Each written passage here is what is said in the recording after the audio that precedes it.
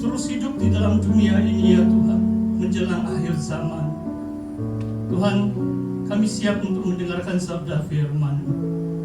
Engkau yang berbicara ya Tuhan, bukan oleh hikmat manusia, melainkan kuasa Roh-Mu ya Tuhan. Di dalam nama Yesus kami mengucap syukur dan berdoa. Amin. Silakan duduk. Terima kasih kepada Deacon Andreas dan seluruh tim ujian penyembahan. Shalom. Haleluya. Saya percaya saudara dan saudari rindu berada di rumah Tuhan. Saya 1 minggu tidak ada di sini pun macam rasa terlalu rindu. Minggu yang lalu saya kurang sehat. Jadi kalau saya 3-4 hari berada di rumah tanpa keluar rumah, istri saya tahu lah itu. Pasti saya sakit lah itu. Biasanya mau juga jalan-jalan kopi-kopi di luar. Jadi hari Sabtu yang lalu baru saya keluar dalam mungkin 6 hari. Hari Sabtu yang lalu jam 9 lebih saya rasa ada sehat sedikit, jadi saya memandu kereta dan hati saya lapang sebab saya bilang, wah hari Sabtu ini pasti tidak ada jam lah ini 9:30 pagi Pak. Saudara tahu kenapa? Sebab semua orang berada di pusat penanaman calon, jadi tidak ada jam lah itu. Semua orang mau jadi calon Pak itu. Saudara, bila saya pikir keadaan politik di Sabah, pasti bukan berjenaka, ini perkara yang serius. 5 tahun sekali baru kita diberi hak untuk mengundi, itulah sistem demokrasi. Maksudnya kuasa itu letak di tangan kita, people. Demos itu manusia kita, pengundi. Kratos itu kekuatan itu dari kita, dari pengundi.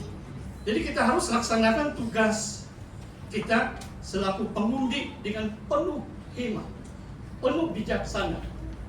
Pastor tidak bertujuan untuk memberi apa-apa nasihat, sebab saya pun tidak tahu siapa yang saya mau undi. Masing-masing itu. Cuma saya rasa kali ini yang paling beruntung itu SPR, kerajaan. Sebab banyak calon akan hilang deposit, jadi kayalah ini SPR. Saudara, kamu tidak ketawa pula, pasti berjenaka apa ini? Haleluya. Saya rasa 450 orang calon akan hilang deposit. 450, 2 juta lebih itu uang kerajaan untuk pilihan raya yang akan datang, saudara. Saudara, saya ingin berkongsi satu tajuk, yaitu harapan pemulihan gereja pada akhir zaman. Saya mulai pembacaan kita dalam Injil Matius bab yang ke-16, ayat yang ke-16. Banyak ayat firman Tuhan tapi secara ringkas dengan tema harapan pemulihan, the hope of restoration. Injil Matius 16 ayat 16. Maka jawab Simon Petrus kepada Yesus, engkau adalah Mesias, anak Allah yang hidup. You are the Messiah, the Son of the living God. Kata Yesus kepadanya, berbahagialah engkau Simon bin Yunus, sebab bukan manusia yang menyatakan itu kepadamu, melainkan Bapa-Ku yang di surga. Dan aku pun berkata kepadamu, engkau adalah Petrus, dan di atas batu karang ini aku akan mendirikan jemaatku. Perkataan asli di sini adalah eklesia atau gerejaku. Aku akan mendirikan gerejaku. Kalau Yesus sendiri yang mendirikan gerejanya, itulah sebabnya Yesus terus mengatakan alam maut tidak akan menguasai. The gates of hell shall not prevail against it. Kuasa-kuasa syaitan, si iblis, tidak dapat menggoncangkan institusi yang disebut jemaat, gereja Tuhan. Kepadamu, saya baca ayat 19, akan kuberikan kunci kerajaan surga. Apa yang kau ikat di dunia ini akan terikat di surga, dan apa yang kau lepaskan di dunia ini akan terlepas di surga.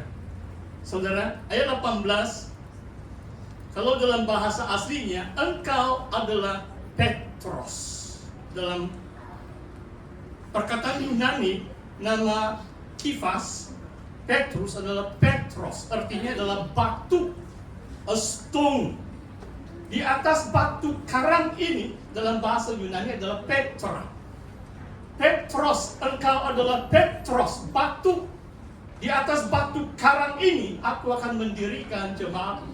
Saudara, dengan pengakuan Petrus bahwa Yesus adalah Mesias Anak Allah yang hidup, Petrus diberi kepimpinan. Melalui kepimpinan Rasul Petrus, Yesus akan mendirikan gereja. Seolah-olah Petros, batu itu menjadi batu karang. Karena pengakuan Petrus akan Yesus sebagai Mesias dan Anak Allah. Saudara, hari ini saya bicara tentang pemulihan gereja. Pemulihan gereja sangat bergantung dengan kepimpinan. Siapa yang layak menjadi pemimpin? Apa peranan pemimpin? Gereja yang pertama, karena gereja itu bertumbuh karena pelayanan Rasul Petrus. Saudara, firman Tuhan yang kedua, ada 3 firman Tuhan dalam Injil Matius. Saya mau kita baca Injil Matius 9 dari ayat 36. Bagaimana kalau umat manusia atau umat Tuhan tidak ada pimpinan, tidak ada gembala? Melihat orang banyak itu, tergeraklah hati Yesus oleh belas kasihan kepada mereka, karena mereka lelah dan terlantar seperti domba yang tidak bergembala. Apakah maksudnya mereka lelah dan terlantar? Kalau domba yang tidak bergembala, kawanan domba itu lelah, terlantar. Maksudnya macam tidak bertenaga secara rohani, tidak dapat melakukan apapun, lelah. Kalau saya sakit 5 hari pun, terlantar di katil 5 hari, tidak dapat buat apa-apa. Hari yang ke-6, ke-7, ke-8 pun baru saya rasa lapar. Tapi tidak selera makan juga. Makan itu roti kering pun setengah pun saya tidak boleh kasih masuk. Ini sakit secara jasmani. Kadang-kadang kalau sakit secara rohani, orang tuh lelah, terlantar. Karena domba yang tidak bergembala. Maka katanya kepada murid-muridnya, tuayan memang banyak tetapi pekerja sedikit. Karena itu mintalah kepada Tuhan yang empunya tuayan supaya ia mengirimkan pekerja-pekerja untuk tuayan itu. Saudara, tuayan maksudnya umat Tuhan yang Tuhan pilih, yang Tuhan selamatkan itu banyak. Tuayan itu jiwa-jiwa, bangsa-bangsa, mereka datang mencari Tuhan banyak. Tetapi pemimpin itu sedikit. Yang mau jadi gembala itu sedikit. Saudara, pastor mau bersaksi ini dengan baik. Ini untuk masa hadapan, itulah harapan pemulihan gereja pada akhir zaman. Hari ini saya macam profetik lah, mau lihat jauh sedikit. Saya boleh katakan bahwa satu petanda yang tidak baik di kalangan gereja kita, tidak payah sebut nama, mana-mana gereja pun adalah sedikit orang mau menjadi pekerja di ladang tuayannya itu. Sedikit. Dari sejak saya sudah jadi pastor 31 tahun yang lalu, saya tidak tahu berapa ramai yang ada pendidikan sekuler, yang ada kerjaya, sanggup lepaskan itu untuk masuk pelayanan penuh masa. Pastor mau katakan ini dengan baik. Adakah hanya pastor-pastor yang tingkatan 5 atau macam tidak ada harapan di dunia, tidak berjaya di university, baru masuk pelayanan penuh masa dan jadi pastor-pastor? Jangan salah paham, saudara. Saya sangat mengasihi rekan-rekan pastor-pastor saya. Tidak pernah saya anggap mereka lebih rendah dari saya. Malah saya anggap saya yang paling hina. Saya di kalangan mereka untuk membangun mereka. Tetapi pada akhir zaman katakan apa? Pengetahuan akan bertambah. 40% belia seluruh Malaysia sudah ada first degree. Dalam 15-20 tahun mungkin setengah sudah. Setiap pemuda-pemudi 50% sudah lulusan universiti. Nanti mereka masuk itu gereja, pastor yang berkhotbah tidak tahu apa-apa. Tentang pilihan raya pun dia salah sebut mungkin. Saya beritahu saja saudara. Pilihan raya umum PRU satu saja untuk seluruh negara Malaysia. Kalau negeri itu PRN, pilihan raya negeri ke-17 sekarang.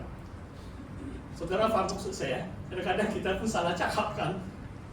Perlu ada sedikit pengetahuan kalau kita mau hidup di negara Malaysia, di Sabah, supaya tidak memalukan mimbar di mana firman Tuhan disampaikan. Sebab pengetahuan semakin bertambah. Tetapi tuayan itu memang banyak, saudara. Tetapi pekerja sedikit. Jadi cabaran dia adalah kalau gereja mau pulih, gereja yang Yesus dirikan tidak akan tergoncangkan. Gereja tetap hidup. Kerajaan boleh datang dan pergi. Kuasa-kuasa besar boleh bangkit dan turun. Tetapi gereja Tuhan sudah ada sejak 2000 tahun yang lalu sampai Tuhan Yesus datang kedua kali. Gereja Tuhan tetap kuat. Kalau ada pemimpin seperti Petrus, ada yang siap masuk dalam ladang tuayan Tuhan sebagai pekerja yang siap diutus. Banyak itu tuayan. Saudara, dalam masyarakat kita atau konteks masyarakat kita di Sabah, saya mau baca satu ayat. Injil Matius, masih dalam Injil Matius, pasal yang ke-5. Siapapun perintah, siapapun menjadi kerajaan, dan kalau saudara tahu keadaan politik kita, kali ini saya jangka mungkin bulan depan pun belum pasti ada kerajaan. Sebab kalau satu parti menang 5 kursi, 10 kursi, 15 kursi, tidak ada parti yang sampai 37 kursi majority, terpaksa itu parti-parti berunding. Kadang-kadang perundingan itu ambil masa lama, cukup lama. Dalam perlembagaan kerajaan negeri Sabah memberi kuasa kepada TYT